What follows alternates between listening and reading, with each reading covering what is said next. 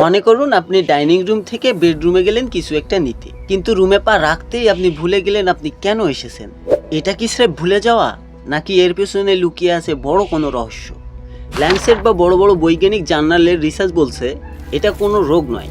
পৃথিবীর প্রায় 90% মানুষের সাথে প্রতিনিয়ত এই ঘটনা ঘটে। কিন্তু কেন আমাদের মস্তিষ্ক এত নিখুঁতভাবে এই ডাটা ডিলিট করে দেয়? বন্ধুরা, একে বলা হয় দ্য ডোরওয়ে ইফেক্ট।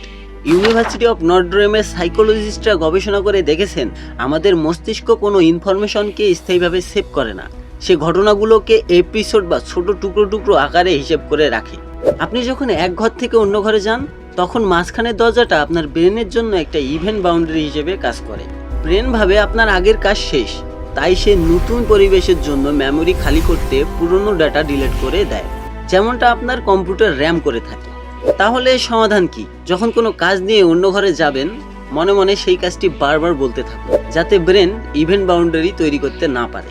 ভিডিওটি ইনফরমেটিভ মনে হলে বন্ধুদের সাথে শেয়ার করুন। দেখা হচ্ছে পরের ভিডিওতে।